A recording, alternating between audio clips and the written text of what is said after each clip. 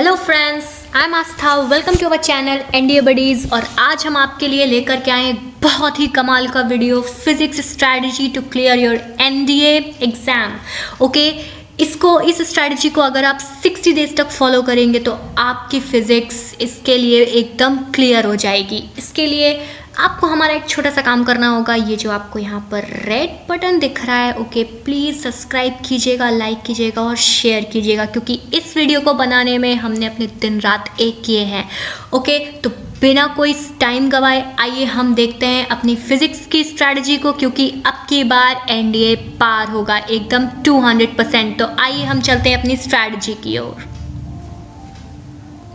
तो यहाँ से स्टार्ट होती है हमारी फिज़िक्स की स्ट्रैटेजी एनडीए एग्ज़ाम के लिए। ओके, इसमें पूरी वीडियो में आपको ये पता चलेगा, ठीक है, कि हमने जो पास्ट ईयर के जो पेपर्स हैं उनको एनालाइज किया है और हमें ये पता चला है कि भाई जो भी एग्ज़ाम बनाते हैं बड़े बड़े लोग, ठीक है, कि उनका माइंडसेट क्या है क्वेश्चंस को लेके, कि वो कौन सी बुक के क्वेश्चंस को इधर उधर करते हैं, ठीक है, ये भी हम आपको बताएंगे। कौन से इंपॉर्टेंट चैप्टर्स हैं ये भी हमें पता चला है। ओके, और क्या आपको पढ़ना है, क्या नहीं पढ़ना है, कैसे स्टार्ट करना है, ये बहुत ही डिफ़िकल्ट चीज़ होती है कि भाई हम इधर उधर से देख लेते हैं, ठीक है, काफ़ी ऐसा माइंडसेट एकदम बना लेते हैं कि नहीं यार अब तो पढ़ना ही है फिज़िक्स, ठीक है। लेकिन ये रहता है यार, जब उठा के किताब बैठो तो लगता है कि यार स्टार्ट कहाँ से करो, है ना। तो पहले हम आपको ले चलते हैं अपने कोर एनालिसिस पे, ठीक है। जो हमारे पास्ट ईयर के क्वेश्चन पेपर्स थे एनडीए के, उनको हमने 6 और 7 ईयर्स के पेपर्स को बहुत ही कीन एनालाइज किया है और उससे हमें पता चला है कि जो हमारा क्वेश्चन काउंट आता है इसमें फिजिक्स के लिए जो क्वेश्चन काउंट आता है वो 15 में 26 है और 24 है, 20, 23, 21, 20 क्वेश्चंस। तो अगर हम इसका जो हमने एवरेज लेके रखा है ना, मतलब इस एनालिसिस से वो हमें ये पता चला है कि मोर देन 20 क्वेश्चंस पूछे जाते हैं भाई। तो हम आप एवरेज लेके ले सकते हो भाई 20 to 25, ठीक है, हमने लेके चल रही है कि भाई 20 to 25 क्वेश्चंस आ रहे हैं। तो यहाँ पे दिख रहा है भाई कि जो फिजिक्स है वो क्या है, बहुत ही इंपॉर्टेंट है। क्यों? क्योंकि हमें पता है कि पर क्वेश्चन कितने का आता है, 4 का, ठीक है, 4 मार्क्स का आता है। 20 अगर आप सॉल्व कर ले रहे हो, ठीक है, चलो 25 आए बट आपको 25 के 25 नहीं आए, 20 क्वेश्चन आप करके आए, 80 मार्क्स तो आपको मिलेंगे ही ना, ठीक है। तो ये दिमाग में रखना है कि फिजिक्स क्या है, बहुत इम्पॉर्टेंट है, ठीक। चलो भाई, फिजिक्स इम्पॉर्टेंट है, हमें क्वेश्चन काउंट भी पता चल गया कितना आता है, हमें अपना मार्क भी पता चल गया कि हमें इतने लेकर के आने हैं कम से कम। लेकिन सिलेबस क्या है, तो यहाँ पे हम सिलेबस की तरफ और बुक्स की तरफ पढ़ते हैं, ठीक है। तो भाई सिलेबस सबको दिया रहता है कि 9th से लेकर के 12th तक का आना है, ठीक। लेकिन अब भाई 9th to 12th में बहुत ज़्यादा है ना, काफ़ी सारे चैप्टर्स हैं। अब उन चैप्टर में से क्या पढ़ना है क्या नहीं पढ़ना है ना। तो यहाँ पे हम बता रहे हैं आपको कि 9th to 12th तक के सिलेबस में जो 9th और 10th का सिलेबस है ये ज़्यादा इंपॉर्टेंट है, क्योंकि जब हमने क्वेश्चन पेपर्स देखे तो उसमें जो क्वेश्चन डाले हुए थे ना न्यूमेरिकल के, कॉन्सेप्ट बेसिस, ठीक है, तो जो न्यूमेरिकल पार्ट था वो आपका 9th और 10th का ज़्यादा था, ठीक है। तो उसके सिलेबस को आपको ध्यान से पढ़ना है, बहुत ही कीनली पढ़ना है, क्योंकि वो इम्पॉर्टेंट है। ओके, अब हम आपको ले चलते हैं बुक्स की तरफ। भाई बिल्कुल नहीं घबराना, ठीक है। बुक्स आपको कोई एडवांस बुक्स नहीं पढ़नी है, कोई फालतू बुक्स नहीं पढ़नी है, आपको जस्ट अपनी प्यारी सी छोटी सी, वेल ज़्यादा पतली तो नहीं होगी, ठीक है, एनसीईआरटी उठानी है। Okay, 9th, 11th, 10th, 12th की, ठीक है। और आपको कोई अदर बुक नहीं पढ़नी है, जस्ट प्रीवियस ईयर पेपर्स पढ़ने हैं बस। ईजी है, इतना तो आप कर ही लोगे, है ना। अब जो 9th और 10th का है उसको आपको पूरा पढ़ लेना है भाई। 9th और 10th तो आप पूरा कर ही सकते हो, ठीक है। तो उसको क्या करना है, आपको अच्छे से पढ़ लेना है। लेकिन जो 11th 12th का कोर्स है, 11th 12th का जो सिलेबस है उसमें आपको डीप में नहीं जाना है, ठीक है। डीप में बिल्कुल भी नहीं जाना है, क्योंकि जब आप डीप में जाओगे ना तो क्या होगा, आपके अंदर डाउट थोड़े बहुत क्रिएट्स होंगे, ठीक। और ये जो है ना, ये कंपटीशन है भाई। अब एनडीए में क्या आपको गोले भरने होते हैं, लेकिन अगर आपके ऑप्शंस में क्या आ गया, डाउट हो गया, और वो डाउट अगर आपका क्लियर नहीं है, ठीक है ना, तो फिर दिक्कत हो जाएगी भाई, आपके 4 नंबर चले जाएंगे, ठीक। इसलिए जस्ट आपको रीड आउट करना है, ठीक है, बहुत ज़्यादा डीप में नहीं जाना है, क्योंकि आपको कॉम्पिटिशन यहाँ पे निकालना है, ठीक है। तो आपको क्या करना है, यहाँ पे मैंने बताया कि 9th और 10th पूरा देखना है, लेकिन जो 11th और 12th है जस्ट रीड आउट करना है आपको, बहुत ज़्यादा डीप में नहीं जाना है। ओके, एक अलर्ट हमें याद मिलता है कि हमें याद रखना है कि जो हमारा पेपर है वो एनडीए ना कि नीट और जेईई, ठीक है। तो मैंने आपको पहले से ही बता रही हूँ कि भाई हमें बेसिक पे ही रहना है, और ये हमें याद रखना चाहिए कि अगर हम कोई भी चैप्टर को स्टार्ट कर रहे हैं, ठीक है, वो फिजिक्स के लिए हो, बायोलॉजी के लिए हो या केमिस्ट्री के लिए हो, किसी भी उसके लिए हो, सब्जेक्ट के लिए, हमें याद रखना है कि हमें ऑलवेज सिंपल टू कॉम्प्लेक्स चलना चाहिए भाई, ठीक है। इजी टू कॉम्प्लेक्स जाना है। क्यों? क्योंकि भाई जब आप इजी चीज़ पढ़ोगे, जब आप सिंपल चीज़ें पढ़ोगे तभी तो आप कॉम्प्लेक्स चीज़ें आपको समझ में आएंगी। जो हार्ड चीज़ें होंगी भाई सिंपल चीज़ें ही मिला देते हो तो हार्ड बन जाती हैं, ठीक है। और जब आप कोई सिंपल टॉपिक पढ़ते हो, आप उसको कॉन्कर कर लेते हो, आपकी विन विन हो जाती है, ठीक है, तो आपको भाई अच्छा लगता है ना, फिर आप क्या होते हो, इनकरेज होते हो, आपके अंदर एक ऑप्टिमिज्म बनता है कि नहीं यार मैं ये कर लूँगा, ठीक है। तो भाई आप पहले सिंपल चीज़ें पढ़ो, एकदम से हार्ड उठा के नहीं बैठना है कि नहीं पहले मैं हार्ड पढ़ूंगा, ठीक। हार्ड पढ़ने की कोई ज़रूरत नहीं है, पहले आप सिंपल चीज़ें पढ़ो आराम से, ठीक है। जब वो आपकी क्लियर हो जाए देन आप कॉम्प्लेक्स चीज़ें उठा लो, ओके।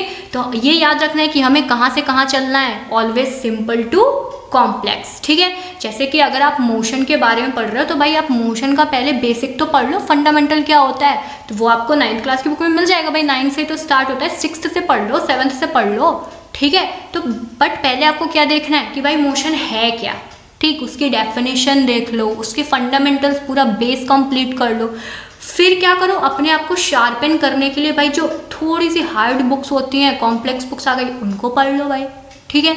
तो ऐसे पढ़ना है हमको। अब यहाँ पे हम देखे हैं कि जो एनालाइज हमने किया है उसमें जो हमारे टाइप्स ऑफ क्वेश्चन भाई किस तरह के देते हैं ये लोग, ठीक है। तो 4 टाइप के भाई क्वेश्चन मिले हमको। पहला क्या मिला, थियोरेटिकल कॉन्सेप्ट्स मिला, ठीक है। दूसरा फॉर्मूले बेस्ड क्वेश्चंस आते हैं। तीसरा आपके न्यूमेरिकल्स आते हैं। चौथा आपका नॉलेज बेस्ड आता है। नॉलेज बेस्ड में आपके जो प्रैक्टिकली क्वेश्चंस होते हैं ना, प्रैक्टिकल क्वेश्चंस वो जुड़ जाते हैं, ठीक है। और फिजिक्स तो भाई जितने भी सब्जेक्ट्स हैं ज़्यादातर प्रैक्टिकली अप्लाई होते ही होते हैं, ठीक है। तो आपको इसमें टेंशन लेने की कोई ज़रूरत नहीं है, ठीक है। इसके लिए हमने आपकी काफ़ी ज़्यादा हेल्प की है कि अगर आप चाहें, ठीक है, तो आप अभी जाकर हमारे चैनल पे जो हमारा एनडी बडीज चैनल है उसमें जाकर आप जो फिज़िक्स की प्लेलिस्ट है, ओके, उसको जाकर खोलिए और वहाँ पे आपको हमारे theoretical concept, formula based, numerical, knowledge based सारे के सारे MCQs आपको मिलेंगे, ओके। उसमें आपको विद कॉन्सेप्ट मिलेगा और उसमें हमने आपको बहुत ही ज़्यादा जो शॉर्ट नोट्स होते हैं ना वो भी प्रोवाइड किए हैं। तो ये सारी फैसिलिटीज़ आपके पास हैं, आपको जस्ट जाना है और आराम से बैठ के अपने 20-40 मिनट्स देने हैं, ठीक, और कुछ नहीं करना, ठीक है। अब भाई इम्पॉर्टेंट चीज़ एक और होती है कि कैसे शुरू करना है ना। ये बहुत ऐसा दिमाग ख़राब करने वाला क्वेश्चन होता है। तो याद रखना है भाई हमें सिंपल चीज़ें पहले पढ़नी है, ठीक। तो आप आराम से जाओ, ठीक है। जो सिंपल चैप्टर्स होते हैं उनको पहले कंप्लीट करो, अपने उनके जो कॉन्सेप्ट्स होते हैं उनको कंप्लीट करो। उनके कॉन्सेप्ट्स पढ़ने के बाद उनके फॉर्मूले पढ़ो, ठीक है। उनके फॉर्मूले आपके एकदम दिमाग में घुस जाने चाहिए, ठीक है। देन आप उनके जो सिंपल न्यूमेरिकल्स होते हैं ना, सिंपल न्यूमेरिकल एक्सरसाइज, वो आप सॉल्व करो, ठीक है। आपको ऐसा अपने आप और किताब से पढ़ने में दिक्कत हो रही है, भाई आप हमारे यूट्यूब चैनल में आओ, आपको सब कुछ तो मिल रहा है यहाँ पे भाई, फ्री में मिल रहा है सब कुछ, क्या दिक्कत है, करो, ठीक है। फिर क्या होता है, अब हम अपने जो डिस्कस करेंगे इम्पॉर्टेंट चैप्टर्स कि भाई ठीक है 9th 10th का है, लेकिन इनमें क्या इम्पॉर्टेंट है, ठीक है।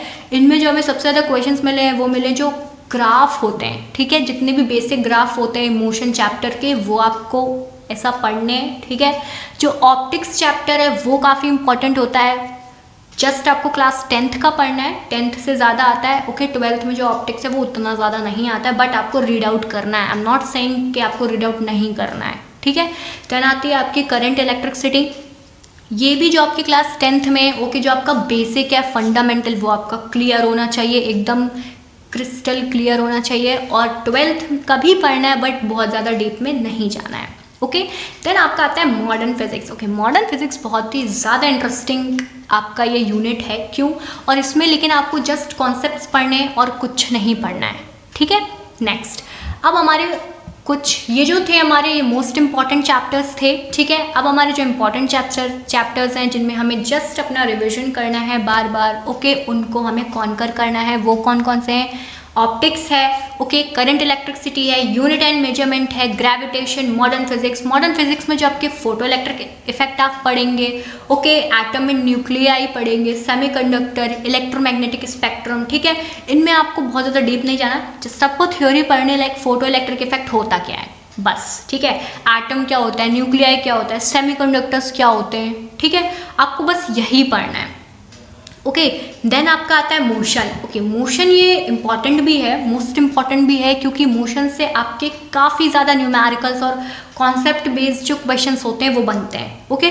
देन आपका वर्क पावर एनर्जी है, ये भी काफ़ी सिंपल चैप्टर है, बहुत ज़्यादा टफ नहीं है, ओके।